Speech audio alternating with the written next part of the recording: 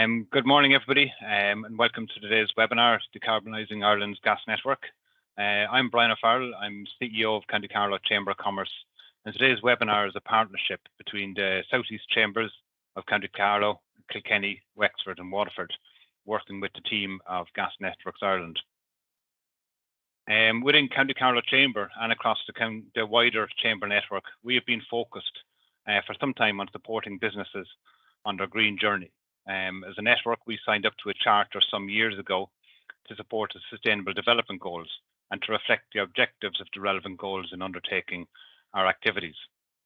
Just last month, Chambers Ireland was appointed as part of the 23-24 SDG Champion programme, developed to raise public awareness of the SDGs and to demonstrate that everyone in society can make a contribution to the 2030 Agenda for Sustainable Development. Within County Carlow Chamber, we firmly believe that one of the best ways we can move forward creating a more sustainable future is through sharing ideas and expertise on what we are and have been doing within our own businesses and communities. Working together, we can achieve so much more. I'm delighted to welcome you along to today's webinar and would like to commend Gas Networks Ireland for the work they have been doing in support of a greener, more sustainable gas network, which in turn brings a more secure and sustainable supply to businesses and communities across the southeast and the wider country. Today's session is bound to raise a number of questions that we may not get answered in the slides as we go through the session, but don't worry. If you have questions during the presentation, then please just add them to the chat facility, or you can email them directly to me on ceo@carlowchamber.com, and we will put them to the panel as we will have a 10-minute Q&A session towards the end. Feel free to take as many notes as you like as we go through the session. However, just to advise that this webinar, it is being recorded, and we will notify you when and where to access the recording once we have it ready afterwards, if you want to look back over different details that have been covered. Microphones should be closed, and we just need to keep them closed just to avoid any disturbances as we go through the presentations. I would now like to hand you over to Lara Burke, Commercial and Residential Connections Manager with Gas Networks Ireland. Lara, over to you. Good morning, Brian. Thank you, and good morning, everyone. First, I'd like to thank each of the chambers for facilitating this webinar and welcome everyone to what will be a really informative and engaging session. As Brian said, my name is Lara Burke and I'm the Commercial and Residential Connections Manager with Gas Networks Ireland. I'm going to share my screen and bring up the slides for everyone to see, so if you just bear with me one moment, I'll get slides up on the screen.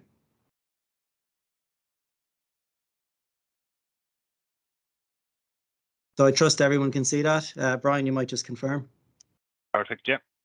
Great stuff. Okay. So we get started. So our role is to operate the gas network, which is a €2.7 billion publicly owned asset. It's over 14,500 kilometres in length.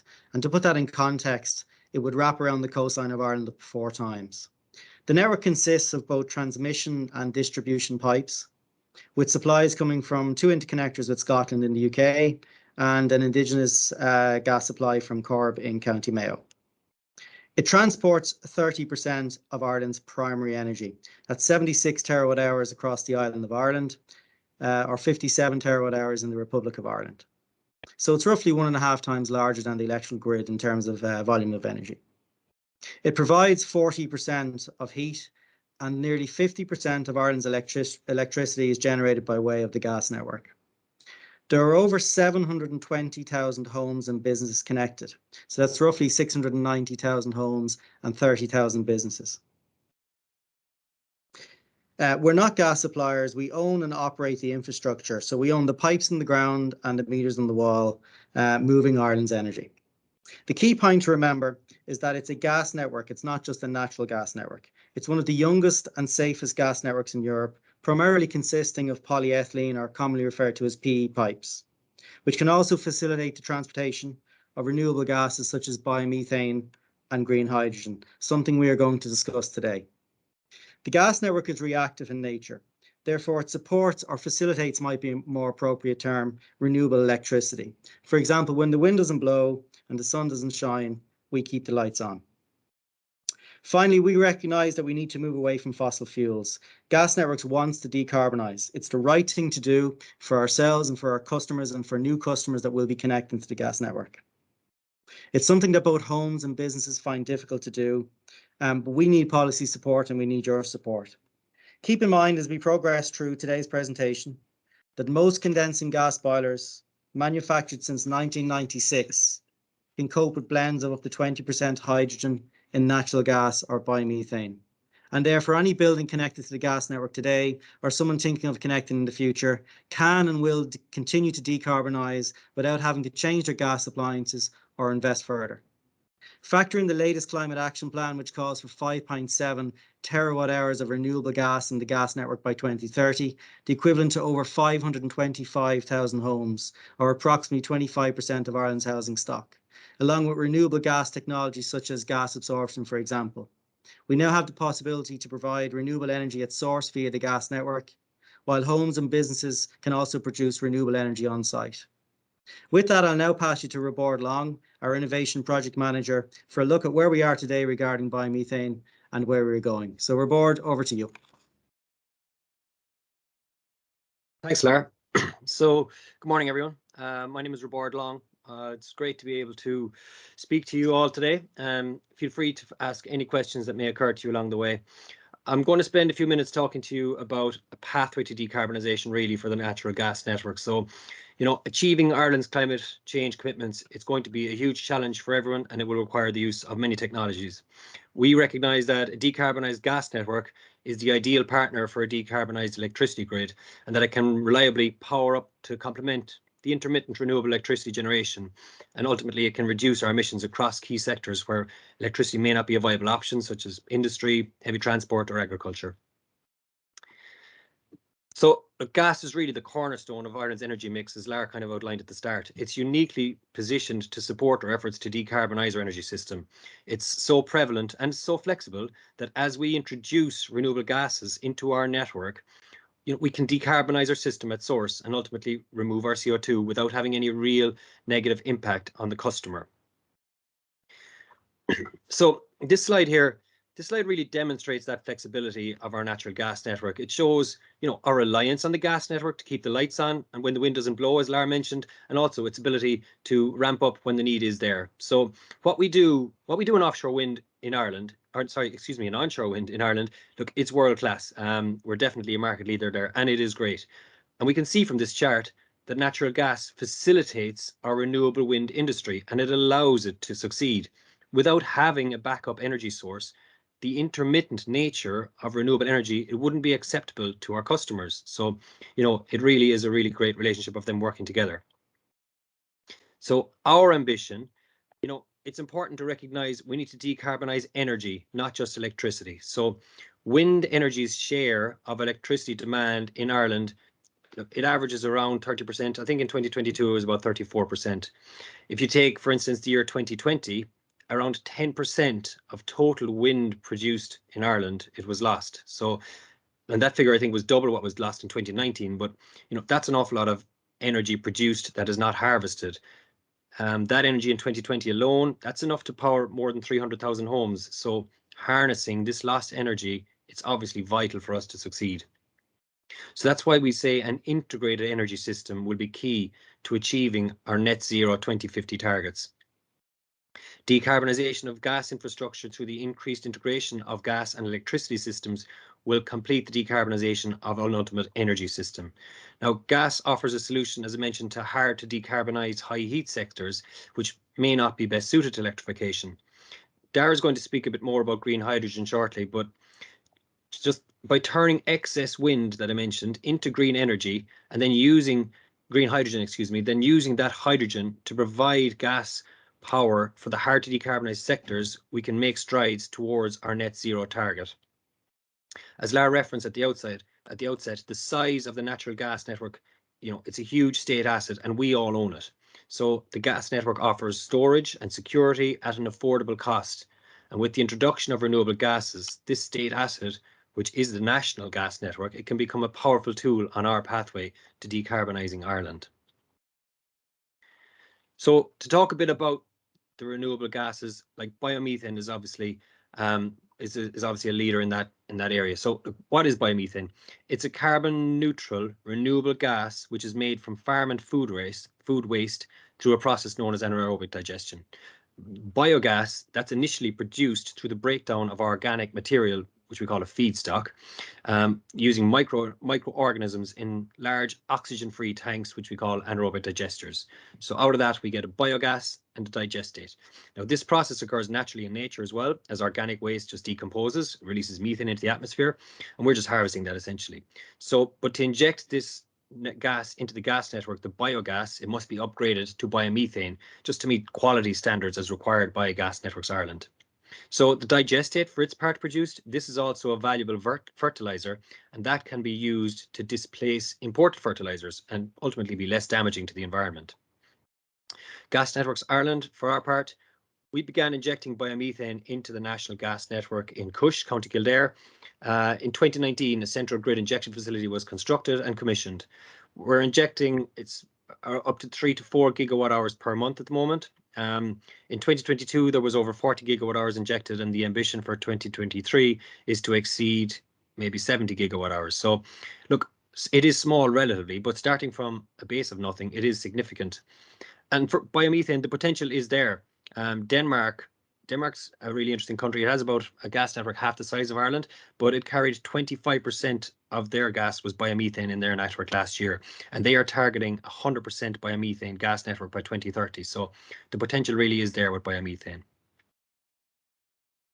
So as I mentioned, in terms of our progress to date, look, here are just some images you see of the injection facility in Cush. As mentioned, it's the first of its kind in the country, and it is a template for us to expand the injection of biomethane into the network. We also have a renewable gas certification scheme.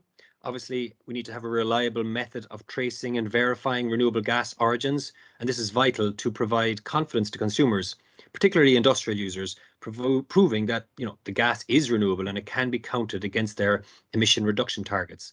Now, GNI and Renewable Gas Forum Ireland have developed a blueprint for a green gas certification scheme for Ireland in partnership with other Irish and European agencies.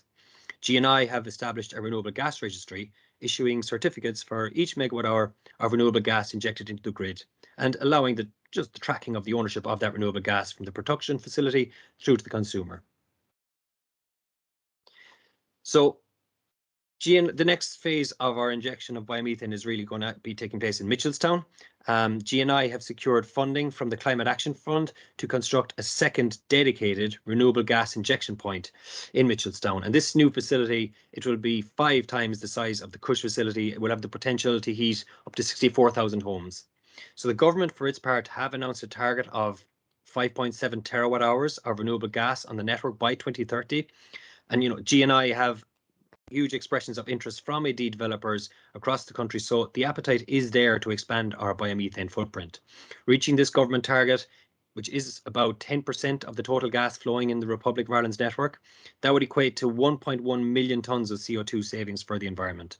So in terms of what the investment is for Mitchelstown, on top of the CGI facility, there's funding for transport logistics, bio-CNG stations, and vehicle grants to fund low emissions heavy goods vehicles. So a lot of exciting potential to decarbonise coming down the tracks. And just in terms of what the investment will deliver on top of the CGI, there you have it, the logistics, the bio-CNG and the grants. It was 8.4 million euros in funding was provided from the Department of Environment, Climate and Communications. So that came from the Climate Action Fund, and that's being used to fund GRACE. So in terms of compressed natural gas, it can also be used for decarbonising Irish transport. Gas, it can be used, especially when one considers the potential for introducing biomethane as a transport fuel, then, you're really getting value. Transport is an area that, traditionally hard to decarbonise. It accounts for about 20% of Ireland's emissions. Heavy goods vehicles and buses produce about 30% of these emissions, but only account for 4% of the vehicles on their roads. So, by introducing a new fuel source to the transport industry and focusing on these heavy goods vehicles and buses, we can help to decarbonise our transport industry. Compressed natural gas, it's the same fuel that we use to power our homes and industry, but compressed to allow it to be stored in a smaller space, such as a vehicle fuel tank. It can be natural gas, or it can be renewable biogas, or it can be a blend of the two, and it provides a more efficient and cheaper fuel source to the transport industry.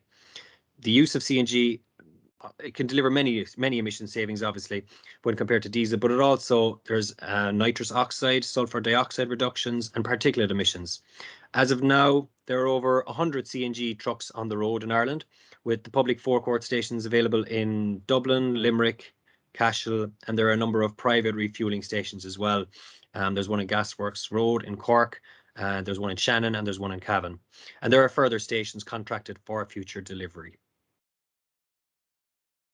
So, in summary, to meet our national targets for decarbonisation, it's clear to us we need to decarbonise our energy systems.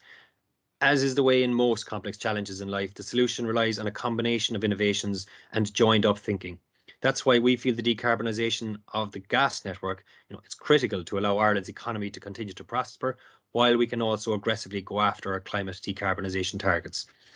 The gas network we have is uniquely placed to serve all walks of industries across the landscape of Ireland, from power generation stations to the big pharmaceuticals, right down to the SME sectors of coffee shops and business parks to domestic homes. They're all on the gas grid.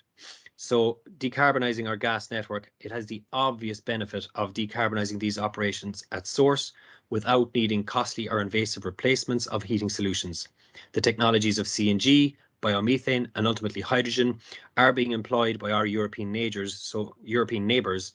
So learning from their experience, it can benefit us all and get us to where we need to be faster. Thanks for listening. I'll pass you over to Dara and speak a bit about questions at the end. Thanks.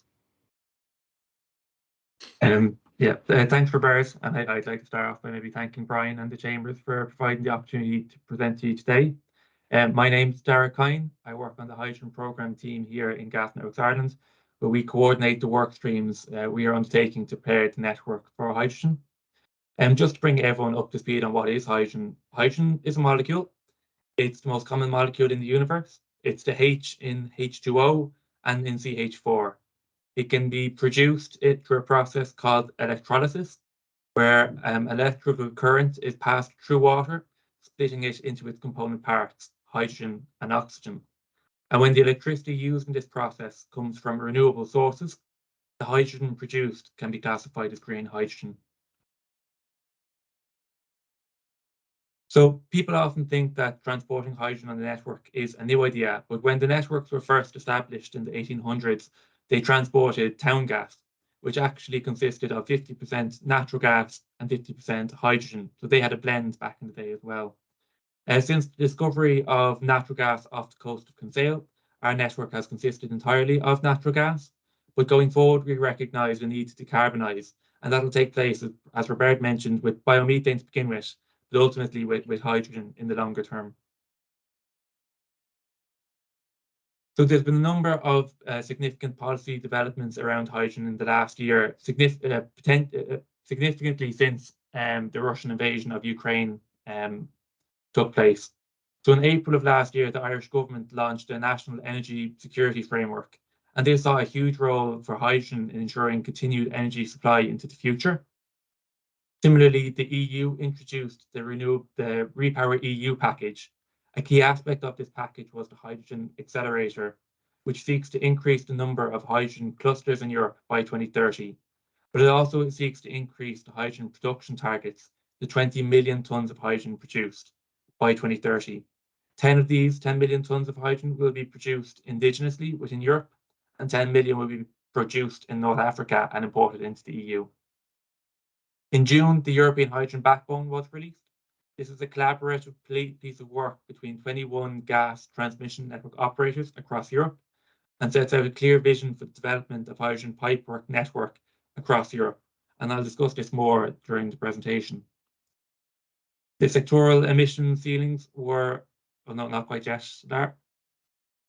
Sorry, yeah, the sectoral emission ceilings were agreed in July and gave the first hydrogen targets for Ireland, which was to have 2 gigawatts of installed offshore wind capacity dedicated for hydrogen production by 2030. This was reinforced in the most recent Climate Action Plan, CAP 23. In September, the government consulted on the National Hydrogen Strategy, and this is expected to be out published at the end of this quarter.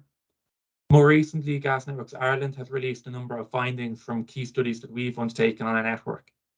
In November 2022, we published the findings of our high test project, which focused on the compatibility of domestic end user appliances. And in March 2023, we released the findings of our technical feasibility study for hydrogen transportation on the gas network. And I'll go into more details on these studies in my presentation as well. So Gas Networks Ireland has two main work streams that we're focused on with regards to hydrogen developments. The first is to look at blending. And this is blending hydrogen onto the existing natural gas network with natural gas. And why are we looking at this? Well, Ireland is a gas taker. The majority of our natural gas comes from the UK. And the UK has aggressive targets to introduce hydrogen blending onto their grid before the end of the decade. If they do, we will see hydrogen coming across the interconnector and into our network before the end of the decade. Gas Networks Ireland, as the network operator, has the responsibility to operate the network safely, and we must be prepared for those hydrogen molecules coming across our network, both in terms of technical, safety, and regulatory preparedness as well. And it follows that if Gas Networks Ireland is regulatory and technically able to accept blends of hydrogen on a network, that we should open that access to indigenously produced hydrogen from wind farm or solar farm developers who find themselves in a situation where they have electrical grid constraints or no route to market, that blending into the gas network would break that chicken and egg scenario and provide them with that route to market. The second scenario that we're looking at is the development of hydrogen clusters. So these are small, localized, 100% hydrogen networks established predominantly around industries that are looking to offset their gas demand. And the benefit of clusters is that it de-risks projects and the introduction of hydrogen, spreading that risk over a number of partners that are involved. The clusters and the local hydrogen network will require hydrogen production and intraday storage to ensure continued supply. Gas Networks Ireland, as the current gas network operator, has extensive experience operating gas assets and is ideally suited to manage hydrogen assets in these clusters in the future. Looking at timelines, we would probably expect to see the development of clusters over the next decade, between now and the mid-2030s. And by the mid-2030s, we'd be looking to start connecting these up by repurposing areas of the existing gas network. And repurposing the existing gas network to carry hydrogen is the most cost-effective means of transporting hydrogen. And the benefit of connecting them up using existing gas network is that it further de-risks these clusters by allowing them to draw on the production in other clusters, but as well as connect them to large-scale, cheaper hydrogen from large-scale offshore wind, and giving them access to interseasonal geological storage for hydrogen in depleted gas fields or in salt caverns. This will be very important for backing up the electricity market in the future. Towards 2040, we expect to see the complete conversion of our network to hydrogen and the repurposing of one or both of our existing gas interconnectors to the UK to carry hydrogen, and this will connect us to the European hydrogen market in the future. So this slide broadly covers those timelines again. We hope to have a blending pilot underway by 2024. We hope to see the development of clusters in the 2030s, and these being connected up to a fully decarbonised network by 2040/2045. You see on the right is an image of the European hydrogen backbone, which consists of hydrogen pipeline across Europe, which will be converted or developed to transport Europe's hydrogen needs. Key for Ireland in this plan is the conversion of our existing gas interconnector that I mentioned earlier. The SEAI identified that the west coast of Ireland has the potential to produce 96 terawatt hours of hydrogen a year by 2050. To put that in context, the current natural gas demand for Ireland is about 56 terawatt hours. So if consumption remained the same, even if consumption remained the same, I should say, Ireland has significant potential to export hydrogen in the future. The existing gas infrastructure, our interconnectors, have the potential to transport 167 terawatt hours of hydrogen per year into the UK and the EU market. To put that in context for people that are familiar with the wind market, that's the equivalent of 65 gigawatts of installed offshore wind capacity, a huge amount of hydrogen. So Gas Networks Ireland has three main work streams that we're looking at with regard to our technical and safety preparedness. These are areas looking at our pipeline, our above ground installation, and our end user applications.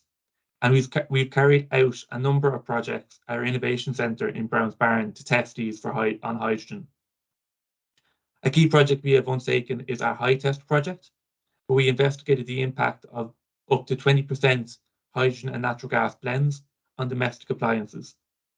These appliances included gas boilers, hobs, ovens, and fireplaces, and looked at both the safety impact of blends, but also the operational impacts and the emissions impacts as well.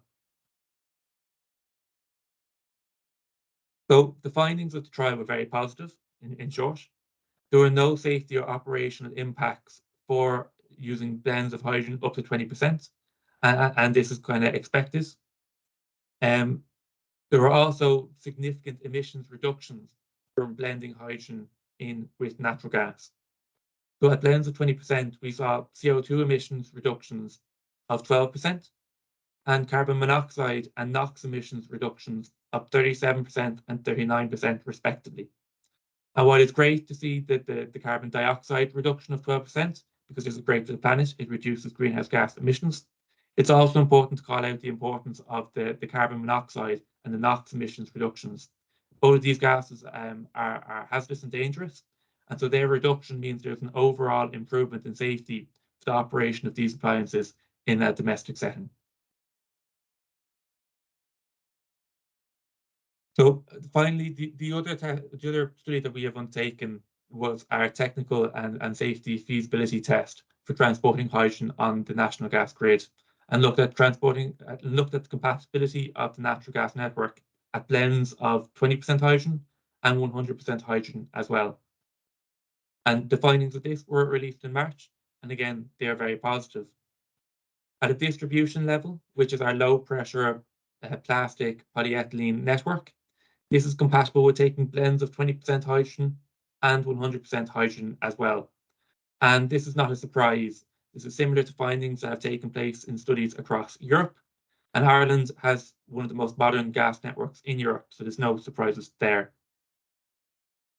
On the transmission side, which is our large high pressure steel pipeline, which carries gas across the country, this is capable of taking blends of 20% hydrogen, although some areas of the network require further testing, but it's also capable of taking blends of 100% hydrogen as well if converted correctly. Again, there are some areas of the network that we need for further testing, and it's broadly around our above ground installations and our compressors, where there are more unique parts that we need to further test. But overall, what the study finds is that there is no technical reasons why the network couldn't be converted to 100% hydrogen in the future. The study also recommends that G&I should progress with a pilot blending project, and so work is underway to develop that project and further as part of the development of our safety case for hydrogen blending on the network. Many thanks for your time, and I'll pass you over to Jenny to give a quick word. Morning all, and thanks Sarah. And I'd just like to thank the Chamber again, Brian, John and Jared and Emma in Wexford for hosting us this morning on this. For those that don't know me, my name is Jenny Power and I'm the New Connections representative for the SME businesses in the Southeast. On the screen there you'll see my contact details, and I would very welcome any inquiries from any SME businesses in the Southeast that wish to explore the potential for connecting to the gas network. The No Connections journey is very streamlined, and as per this presentation, if you are currently using an alternative fuel, connecting to the gas network may reduce your CO2 emissions and reduce your energy consumption. Finally, the cost of the connecting is regulated as per a connection policy, and typically the connecting party pays 30% of the capital cost and Gas Networks Ireland pays 70%. So I'd like to hand you back over to Brian now if anyone has any questions. Thank you. Thank you very much, Jenny, and thanks Robert, Nar and Dara. A very informative presentation, and I know there's a lot to digest there from that. if anybody has any questions, I know I have a couple of questions here on the sheet, but if you do have any questions following on from that, you can pop them straight into the chat facility. We'll get them there, or just email it to me directly on ceo@carlowchamber.com. The first question I have is, can I achieve a building energy rating of B2 retrofitting my home or business with a gas boiler? Yeah, I'll take that one, Brian, if please, if you don't mind. Yeah, absolutely. So if we look at what a building energy rating is, it's simply put, it's just a measurement of the amount of energy your building consumes, and it's measured in kilowatt hours per meter squared per year. So and that's really that's a key point. Like it's a combination of different technologies and solutions that is going to tackle climate change. You know, there's no one silver bullet or one quick fix. So if we take brand new homes, for example, heat pumps are in new houses are perfectly suited because the house is built to facilitate a heat pump. It's a bit more difficult maybe in a mature home or an existing home or an existing building. So yeah, so if we combine, for example, photovoltaic panels, and we were to switch our old inefficient oil boiler to gas, along with PV panels and some insulation, and we started at something like a D2 or an E1 BER rating, we absolutely could achieve a B2 rating with gas combined with other renewable technologies. So good question, and yeah, no, the answer is absolutely, certain, no doubt. And there's a couple of case studies that gas networks have as well online if people want more information on that. Super, thank you. Another question that I just received here: what is the current CO2 content of natural gas, and are SEI conversion factors out of date? Question. Yeah. Yeah, no, I think it's 202.2 is the current CO2 factor of natural gas. I'm not going to say their SEI factors are out of date because they update them annually, so they'll be up to date. But the CO2 content of natural gas, it came down from 204.4 the year previously to 202.2, so it has reduced. And when you compare that with CO2 for electricity, I think it's 293 or something like that. So you know, the CO2 content of natural gas is less than actually the CO2 content of electricity. Interesting. So yeah, the CEI are responsible for updating that, and they collate all the information from all the sources of gas, and that's why it does fluctuate annually. And Brian, that's measured as well. Just that's measured in grams per kilowatt hour. I think it's 202 grams per kilowatt hour. I think from of CO2. Yeah. No problem. The next question I have: what is the impact on emission reductions when you blend 20% hydrogen with natural gas for gas appliances? So yeah, I'll take that one. So again, that's kind of what I mentioned there, the findings of the high test project. So there's a 12% reduction in CO2 when you blend hydrogen in. And I suppose just if people are kind of saying to themselves, you have a 20% decarbonised fuel, but giving you a 12% reduction in CO2, I might just kind of get a little bit technical here now and just say the 20% is by volume. So it would be about 8% hydrogen by energy content. So the 8% hydrogen by energy content actually gives you a 12% reduction in CO2. So it's a greater than proportional saving in CO2 at a 20% blend. Okay. Brian, just to jump in there, just to correct. So just I slightly misspoke. The CO2 for electricity I mentioned, just to be accurate, it's 347.8, and natural gas, as it said, is 202.2. So, you know, you don't need me to do the maths there. Thanks, Brian. Can you tell me how much does it cost 1 meter cubed per hour for industrial and for private domestic user? Yep. So we're not gas suppliers, so I wouldn't comment on the price of gas. I think there's about, if I'm not mistaken, 10.5 or 10.55 kilowatt hours in a meter cubed. So the price is available on many websites, and it's typically per kilowatt hour. Yeah, but I couldn't comment on the price of gas. I have another one. What will approximate value that hydrogen blend from UK will have on natural gas carbon emissions in Ireland? So I suppose I'll take this one. It's hard to say what the carbon emissions impact will be because it will depend on the level of blending that will take place in the UK. So the UK are kind of taking a slightly different approach to Ireland. they're very focused on clusters and the development of blue hydrogen, which comes from methane, but they reform methane and capture the CO2 and store it underground. So they're focused on developing clusters, and then they'll make a decision later on this year or in 2026 whether they will blend that onto their national transmission network or not. So the levels of blend that they will blend onto the network, we will probably see coming across. That likely could be anywhere up to 20%. You know, I'm not familiar with how technically feasible blend their network is for taking blends to 20%, but roughly kind of looking at different networks across Europe, 20% is the figure. But even if their blend rate is low, even if it's 1 or 2%, and we see 1 or 2% coming across the network, across the internet or onto our network, we still need to undertake all the regulatory work and all the technical and safety work to accept 1% or 20%. You know, so it still requires the same amount of work on our part, regardless of the blend. But depending on the blend will depend on the actual emission savings. Okay, thanks, Sarah. What steps are currently in motion regarding the climate action plan in terms of 5.7 terawatt hours biomethane by 2030?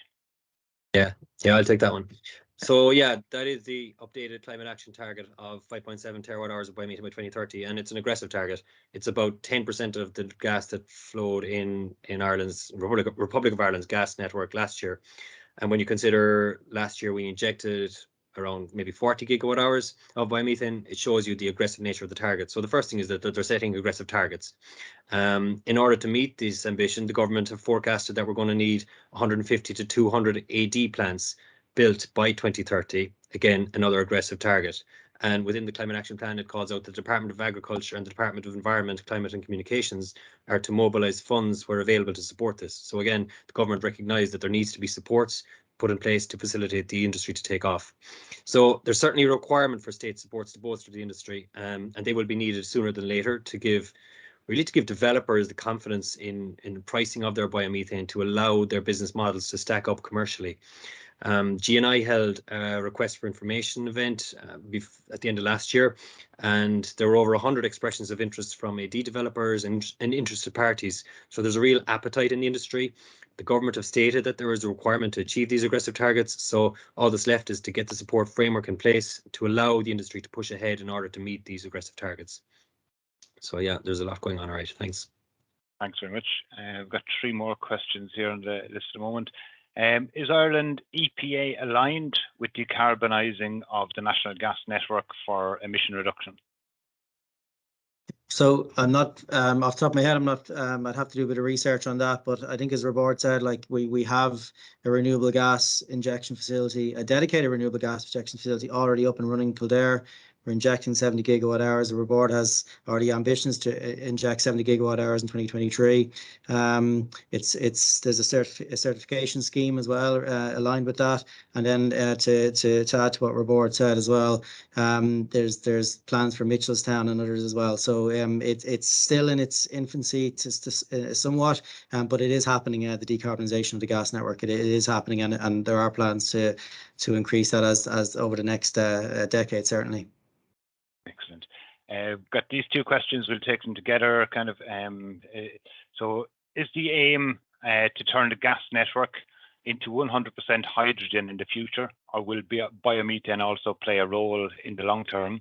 And another question then was, can you speak a little bit more about the proposed hydrogen blending trial project?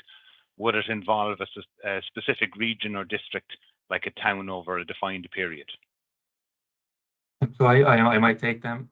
So yes, in the longer term, we anticipate converting the majority of the network to 100% hydrogen, and the transmission network to 100% hydrogen. However, unique to Ireland, there is a very significant potential for biomethane, and we're currently reviewing different scenarios.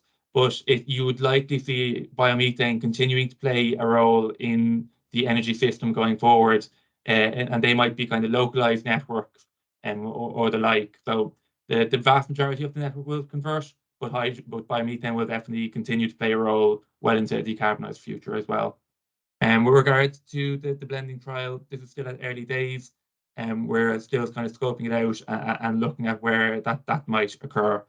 So we don't really have any details to share on that one, I'm afraid. Thanks, Dara. We've got the last two questions and then we'll close it out from there. Is there a pilot plant in place for biomethane in Ireland, and have lessons been learned? Board, you might just speak. There are a number of anaerobic digestion plants up and running in Ireland at the moment, and we are currently taking, again, we're not producing of renewable gas, but we're taking that renewable gas and we're injecting it into our network. So, Board, I don't know if you want to comment on that. Yeah. What was it? A pilot plant for biomethane? Was it that what you said, Brian? Yeah. Pilot plant for biomethane, yeah. Yeah. So I suppose like there are like the first major central grid injection facility is in Cush, and like that's situated beside a very large AD plant. So there is a biomethane production facility there, and it's being cleaned and injected into the network. There are a number of other AD plants which are being built and are going through the planning process to be built and are built around Ireland, and they're all basically learning from the leaning on the learnings of the existing AD facilities that are there. So yes, they are there. Are they learning from what's been on before? Yes, and even on top of that, we're able to learn from our European neighbours, where some of the networks are, some of what they're doing in the biomethane space is much more advanced. So some people view it as we're a bit late to the party getting started, but also we can learn a lot from what has gone on in other jurisdictions. So we're very much learning from the pilot projects that have been run already. Excellent, thank you. And the final question for this session, are there plans to develop a gas storage facility in Ireland? If so, could this store hydrogen? So our board earlier on talked about an integrated system. Dara, go ahead. No, work away there. No, yeah, I was going to say, I suppose, look, the government has identified kind of a need for gas storage and energy storage, kind of from a security of supply point of view. I think at the minute that's looking at natural gas, but it'll be a government decision on that one. I, personally speaking, imagine that if we are moving towards a decarbonised energy system, that any storage that we implement today will have to be decarbonised in the future. So I would imagine the answer is yes, but that's probably a decision that's to be made at a government level and a national strategic level. So, Larry, do you want to add to that, or? No, I was just going to reference the integrated system that our board talked about earlier on, and it goes back to the whole, again, it's a multitude of different technologies, and science is going to solve climate change. And I think who knows what's coming, but just to refer back to Dara. Thanks, Dara. That's okay. Okay, I just had to do as one last one came in there.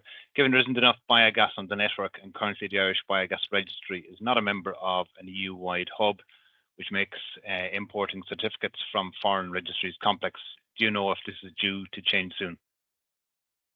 So I want to be careful not to misspeak here. I don't actually know the answer to that. I do know that there is work going on with in terms of the registration with the Irish, being a member of the EU-wide hub. So I'd have to check out the exact status of that and get back to. I think it's Bill has asked that question. So I'll take a note of that and get back to you on that one through Brian.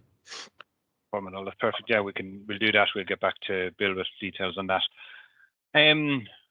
Thank you very much. There's quite a lot of information covered there today. I know I found it very informative, and especially I know even locally in Carlow Chamber, we've a meeting on June the 8th for our members, actually, on the Carlow Climate Action Plan. So very much a lot of this feeds into it, and it's great to get that insight. So thank you very much for taking the time to join us for today's session. I hope you found it useful. Thanks very much to Lara Burke, Robert Long, Dara Kine, and Jenny Power of Gas Networks Ireland for taking the time to present this morning. As mentioned earlier, this session has been recorded, and we will be in touch with everybody in due course as well with details of where they can access the recording if they want to look back over certain parts of the presentations and that. I do hope that we managed to address all your queries, and I know we'll get back to Bill on his one there further. But if you do have any further questions, don't hesitate to get in touch with Jenny Power on Gas Networks on jenny.power@gasnetworksireland.ie. Or if you have any questions in relation to the Chamber Network, you can get in touch with me on ceo@carlowchamber.com or visit our website, carlowchamber.com. But for now, from me in the Carlow Chamber and from my colleagues in Wexford, Kilkenny and Waterford Chambers, for everybody in Gas Networks Ireland, thanks for taking the time to join us, and we look forward to seeing you again in the near future. Thank you, Brian. Thanks, everyone. Thanks all. Thank you. Bye-bye. Thanks, everyone.